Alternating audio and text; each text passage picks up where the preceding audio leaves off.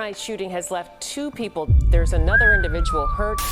At the same time, like, bro, everything ain't for the internet, bro. Like, what was your purpose of posting that up there? You did that for these mans, for people to have something to talk about, for people to see. I don't know exactly what happened to these guys. If it was, They're talking about Munna Duke, y'all. If they was spotted on the block, they was set up. Somebody dropped Munna Duke low, man. Munna Duke now wasn't paying attention. Somebody dropped they low.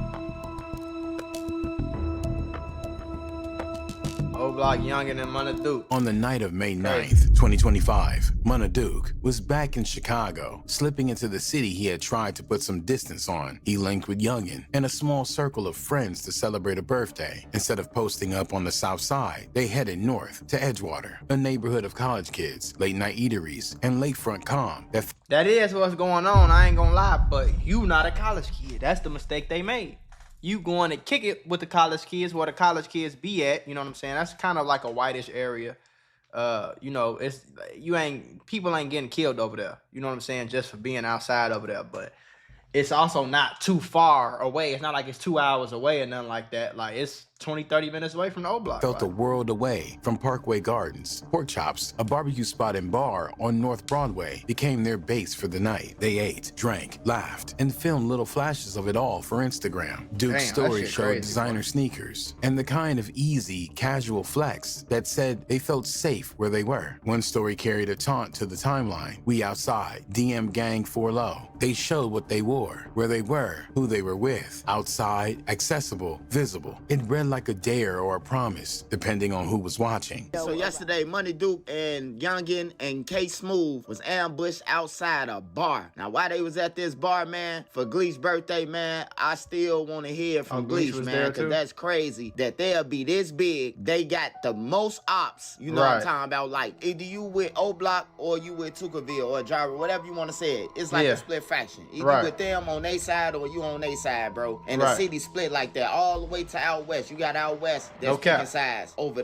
this drill era war. Inside Pork Chops, the night ran That's long. like the biggest war in drill. Like, that's like that war started a lot of other wars that's still going on today. Drinks kept coming. Stories turned to memories, to old names, to people who weren't there anymore. Duke talked about music moves, fatherhood, next plans. He had been telling interviewers lately that he wanted to move smarter, that he didn't have anything left to prove. Still, the city had a way of remembering you even when you tried to forget it. That the shooting happened. The way to forget it is to move and don't come back. Do your homework. Here online, it says they're a restaurant and jazz lounge. We're told the victims were standing right here on the sidewalk when someone drove by and started shooting. Just after 1:15 a.m., May 10th now, they filtered out towards the sidewalk. The night finally winding down. The blocks were quiet. Street lights hummed. A few passerbys drifted past without looking twice. Duke, Youngin, and their friend stepped into the open air, unaware of what waited beyond the glass. A car idled nearby. According to a witness, someone watched the door, and then the streets erupted. The low was dropped from the inside, man. Somebody noticed Munna Duke, whether he was coming in or whether when they was about to leave out. Somebody noticed them inside there and called. Because we know this. How do we know this? How do you know that, Swipe? Because they was waiting outside. It wasn't no drive-by. They never just pulled up and they was standing outside hanging around smoking, and then it wasn't no place where a nigga would just pull past and be like, that's them niggas right there.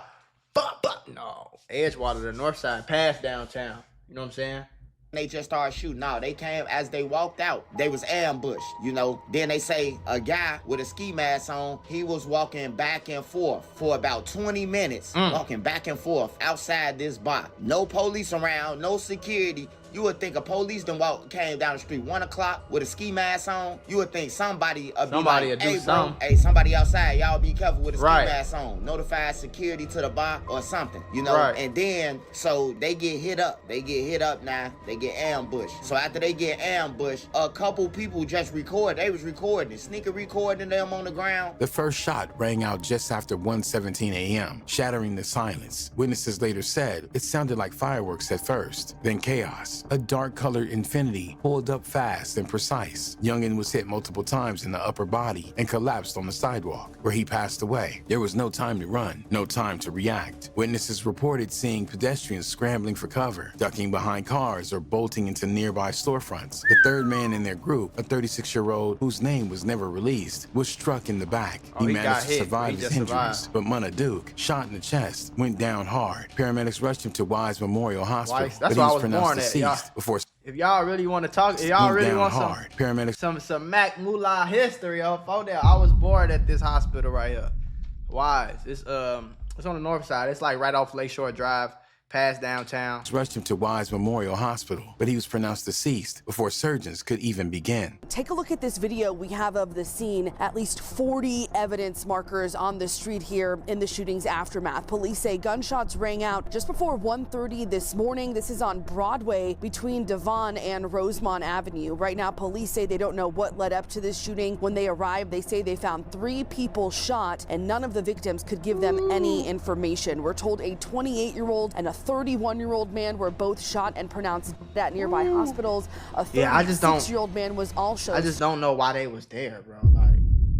I just don't get that. Shot and taken to Evanston Hospital. Posting where he on was Graham, in fair talking about condition DMV at for low last and all check. The that. shooter didn't linger. They jumped back into the Infiniti and peeled off into the night, vanishing down Broadway like ghosts. The shooter was captured on City Pod cameras and was possibly driving a stolen car. Detectives still looking for that suspect this morning. They say so far they've made no arrests. Less than 2 hours later, the same Infiniti was found burned on the far south side, stripped of evidence. 2 hours later. Smoldering near the Calumet River. Police swarmed the scene. Detectives taped off the entire block. Restaurant staff were questioned. Shell casings marked the sidewalk like footprints. In the last moments, you was in a bar, you was having fun, y'all was enjoying myself. Y'all was popping bottles, you know what I'm saying? Like, y'all was really, you know what I'm saying, chilling. But got on some weird. Friends and family gathered to remember Munna Duke, a father, a brother, a man They who was tried chilling, his... but what they mistake was, bro, y'all from old block, y'all got the most ops in the city.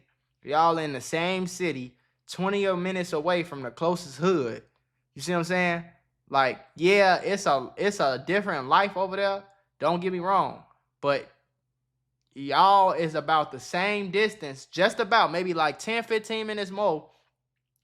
10 minutes away from where FBG Duck got killed.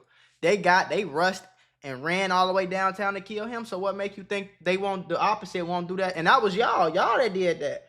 What make you think they won't do that to y'all? Y'all posting Instagram, drop low, we getting drunk, we partying, we drinking, it's folks' birthday, and that was the mistake right there. You know what I'm saying? Y'all was soldiers, but y'all was stepping into the civilians. The civilians do that. Civilians go outside and come outside and kick it and smoke a blunt real quick and ride off because they know ain't nobody looking for them.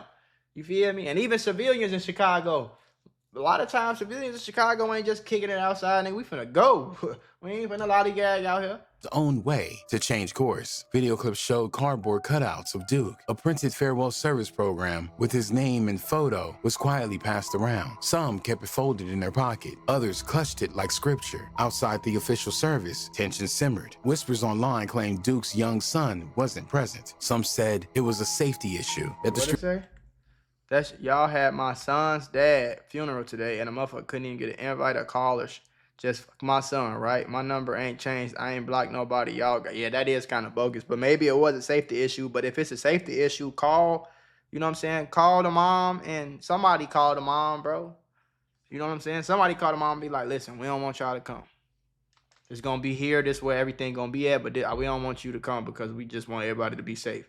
Online claimed Duke's young son wasn't present. Crazy. Some said it was a safety issue, that the streets had become too unstable for a child to attend his father's burial. Others took it as a slight. On May 24th, in O-Block, their crew also held a memorial for Youngin. In the days and weeks after their passing, their names were trending. Videos of the crime scene were already circulating. Some rushed to mourn. The mother of Duke's son poured her pain into a public Instagram story. You bogus. You was the light to my darkness. I love you so much, baby. You know that I showed you that, and you know I was 10 toes no matter the situation. Too much pressure had them hating on you. We talked about everything, but this wasn't one. Not in a million years. I would have thought these would be our last days. We shared so many memories, and I tried capturing most of them. Banks continued. I got our son, and you know I got you. My N-word can't get no bigger. Baby boy, I love you wholeheartedly. You left me lonely, but It's I sad, got us. though, bro. I always told it's you, really sad, sleep though. tight. Never would it be rest in peace. Watch over me and my family, and I'ma stand on everything I ever told you. Watch. Me and Duke grew up since the sandbox. Like, I've been knowing Duke my whole life. Youngin, he was one of the younger guys, like, we weren't hanging with. He was hanging with the younger crowd, but he was still one of the guys, though, at the same time. Like, I knew he go be, you know what I'm saying? I know his mom and them and everything. Others rushed to mock. Some voices online expressed shock and anger, and how quickly some rivals were dissing the fallen rappers. Munna Duke grew up in the heart of Chicago's South Side, surrounded by violence, poverty, and the concrete walls of Parkway Gardens, better known as O Block. People think it's dangerous, you know what I'm saying? People hear these all type of stories and shit like that, but to me,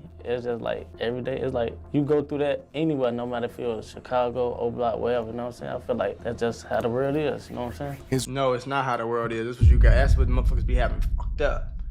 You know what I'm saying? I live in a nice neighborhood in Miami, not my nigga. The cheapest neighborhood and the cheapest house in my neighborhood is like 1.5 million. We outside all day. We walking the dogs at nighttime. Hey neighbor, you want some food? Hey, you want some water? It's pretty hot out here. Like niggas ain't getting shot over here, bro. Trust me, I used to think the same thing. It's going on everywhere. What I need to leave for is people getting shot everywhere, which is true. In the hoods, it's places that you can elevate to where it ain't going on. Reputation wasn't built in the studio. It was built in alleyways and jail cells, forged in the long shadow of King Von. To be honest, I never even looked at Von as a rapper because I didn't know him as a rapper. Like he did something he did once he came out of jail, you see what I'm saying? So it's like, it was kind of all new to me because I never pitched him. As we was growing up, he never said like, I'm gonna be a rapper, you know what I'm saying? So this just came about. So when I seen it like happen, like out the blue. So I didn't even get the chance to really, I had some conversation with him about music. When he asked me, like when he came home, he like, I'm finna start rapping. And I probably started laughing or something like, nah, I don't believe it, you know what I'm saying? But it transformed, like. Duke was respected, feared, a frontline figure in the Black Disciples' war against rival sects. People already knew me because like back in the day, but like once Von, like, you know. You ever had one of them days where everything seems to go wrong? I mean, you're just trying to grab a cup of coffee and BAM! You're tangled in a pile of boxes because the shelf was broken. And just like that, I realized sometimes accidents at work are more than just funny stories. They can actually change everything. Trying to handle a workplace injury on your own, it's like trying to fix the broken shelf yourself. More chaos, more headaches, and it's no guarantee that you'll get what you deserve. You got paperwork, insurance calls, and someone always telling you to wait. It's enough to make you wish you had a secret weapon. But here's the thing, there's a team of people that fights for people just like you. For over 35 years, Morgan & Morgan, America's largest injury law firm, has been winning cases when everybody else said it couldn't be done. In Florida, someone got $12 million after a work accident, even though the insurance was ready to offer just $350,000. In Pennsylvania, a worker was awarded $26 million, which was 40 times the initial offer. These are not just numbers. They're real victories for real people, all thanks to the team that fights hard for justice. More than 1,000 attorneys across all 50 states, like a legal squad ready to jump into action. Yeah. They've recovered over $25 billion for clients. And they have a long history of helping workers get what they're owed. Because when you're injured at work, you shouldn't have to go at it alone. You can just click the link below or the QR code that's on your screen. No endless waits or confusing forms. Just a quick way to start protecting your rights today. So if you had an accident on the job, do not risk doing it alone. You can check out Morgan & Morgan, because even in the toughest workplace accidents, a strong team makes all the difference. And trust me, there's a reason why they're America's largest injury law firm. It's because they fight for the people just like you. So up, start rapping. So that kind of put like a boost because he always, you know, say my name and things like that. So they like, hey, who is Duke? Who is Duke? For the people that didn't know like who I was. He you know not a slow nigga. Just hearing him talk, like, he ain't once slow. I came home, they like, oh, that's Duke right there, you know. For much of his early life, Duke was in and out of prison. He missed the first wave of drill music rise, while Chief Keef and Lil Durk were turning pain into platinum. Duke was locked up, but when he came home in 2019, he stepped back onto a block that had changed, and into a void left behind by the passing of old leaders. With Von rising in fame and the city still bleeding, Duke took a different role. He aligned with Get Back Gang, the crew allegedly formed after T-Roy's death, to retaliate against anyone involved. Whether or not he pulled the trigger, Duke's name was whispered behind several major hits, including the 2020 hit of FBG Duck. And he made so many references to the hit of Can't Get Right that many people were sure he was involved. Yeah, my people was actually told me like, even when I was in jail, they like, man, you finna get out and start rapping. I'm like, nah, I ain't finna get out and start rapping, you know what I'm saying? But they like, man, you go ahead. So once I came home, I told myself like, I'm gonna start rapping, see how it go. And then it just happened. He started rapping in earnest around 2021. His music wasn't polished, but it was raw, direct, and soaked in street credibility. Tracks like 12 a.m. painted the world he came from in bloodstained details. Fans respected him as a rapper, as well as someone who lived everything he said. Duke never even used to be on that like that. You know what I'm saying? Duke ain't never been ones that like, I'm finna go slide on me. Duke always been about money. You know what I'm saying? Youngin, he been about money too. I ain't never really say too much Youngin trying to go slide on nobody or none of that. Duke was just like a player. Duke, you know what I'm saying? Just like fuck with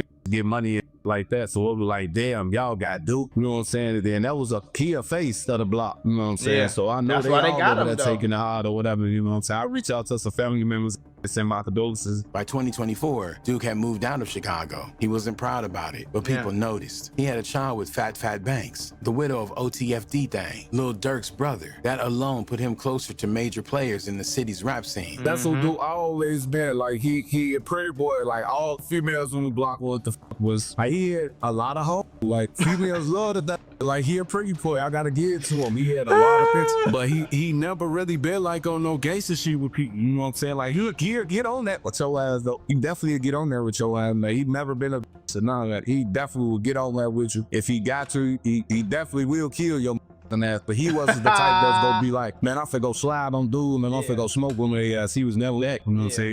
He was a player. He liked to get money. You know what I'm saying? He talked in interviews about being tired of the paranoia, tired of the losses. He said he wanted to make it for his son. He wanted to do things different. But Chicago has a long memory, and some debts never go unpaid. These were two close friends of King Von. You know, these guys were like brothers of King Von. The crazy part is when Von was alive, you know, it seemed like everybody he hung with not here no more. From Wop and them, they locked up for FBG Duck murder. You know, Louis, who was with him when he got shot, he ended up dying from complications of that injury later on. Slutty got.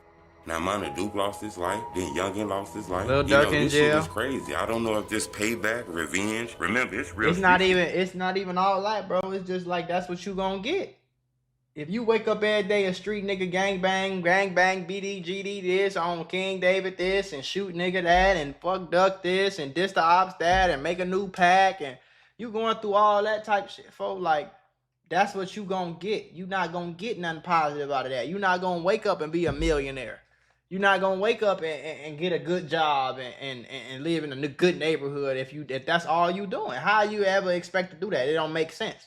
2 + 2 = 4, not 17. You see what I'm saying? Like you gotta the 2 and 2 gotta add up, folks. Like if you outside every day, all you do is diss niggas, shoot niggas, rob niggas, like. Going on in the streets. That's what's gonna happen. Eggs on motherfuckers' heads. Youngin was younger, quieter, and less notorious. He didn't need to be. In Parkway, everyone knew he was solid. He wasn't flashy, but he was there, loyal, reliable. He had been rapping locally, trying to build a name, and gaining respect from OGs like Duke along the way. The streets knew he had survived attempts on his life. He moved smart, kept his circle tight. Both men were seen as part of the last generation of O-Block names that still carried weight outside the studio. It wasn't just two bodies. It was the closing of a chapter, the last of a certain era. That was it. Like this summer finna go. It shouldn't be ugly, bro. Like I knew it shouldn't be ugly. It's hurt behind that. Like he wasn't just loved by O-Block. Like they wasn't just loved by O-Block. They was loved by a lot of motherfuckers. A lot of motherfuckers with them. Like, they were some little cool ass niggas, you feel? In the hours after the shooting, the street started talking. The most immediate theory was retaliation. Munna Duke's name had long been connected, officially or otherwise, to some of the most high-profile murders in Chicago drill history because of the rumors surrounding his alleged involvement with the death of FBG Duck. Some were quick to point out that Duck's camp had been calling for vengeance ever since. It's hard because how can I sit up there and tell them off a brother or an uncle or a daddy don't go out there and avenge they son? Like, you know what I'm saying? Like, I can't do it. You feel me? I would advise against it, but I ain't gonna tell nobody what to do. Feel? Cause like, if I was put in that situation where I was to lose my son or lose my brother, ain't no telling what I'll do in the street, bro. I ain't gonna lie to you. Everybody gonna feel my pain on, bro. They gonna have to take me with my bro. But then came another theory, the back door. Like, that's a back door, bro.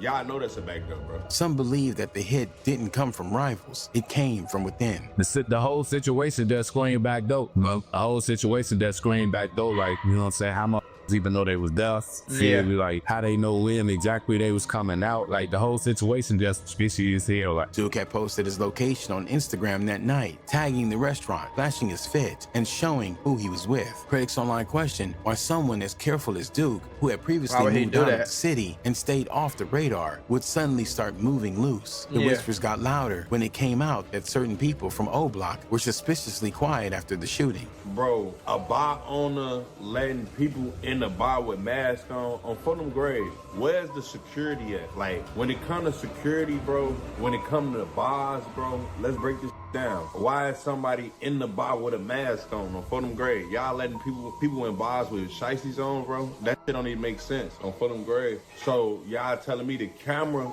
got a masked man walking inside the bar looking, people walking in the bar looking. But that's why I say it was from Chicago. Some even suggested a woman named Aspen Cartier had dropped his location intentionally, as she had been seen dissing their set despite hanging around them. Was she there though?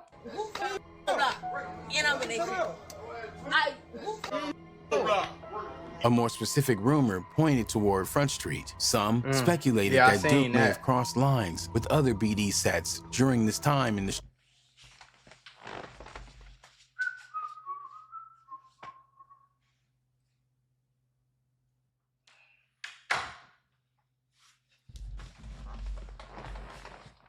streets, and that this wasn't about GDs at all. It was internal politics disguised as a rival hit. And Munna Duke them, they got back door, man. They got back door. Somebody in that spot dropped they low.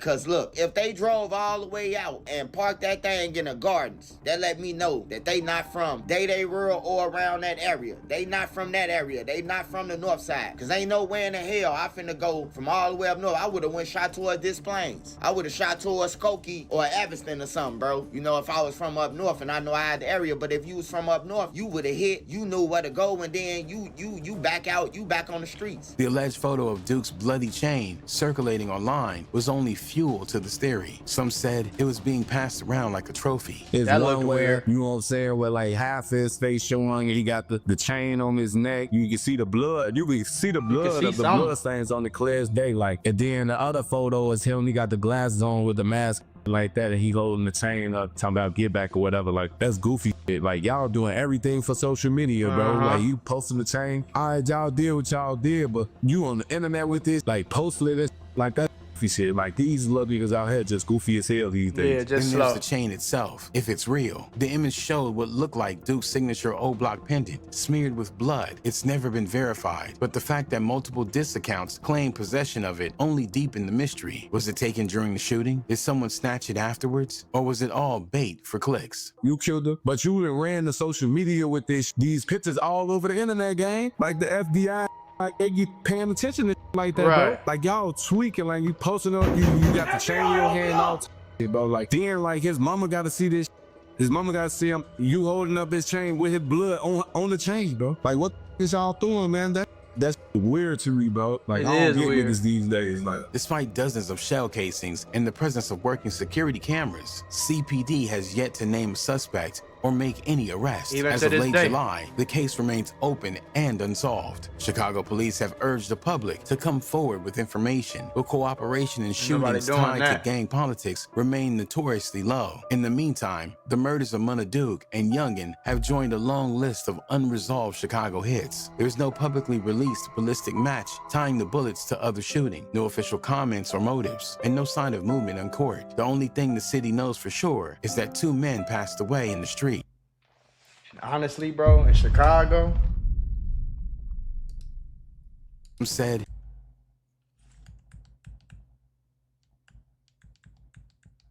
city knows for sure. in Chicago, bro, it's a toss-up. You don't know if they're going to catch him or not catch him. Honestly, though, it's really, like, Barely. it's really more pushing not catch him, bro. You know what I'm saying? Because most murders in Chicago go unsolved, which is the crazy part.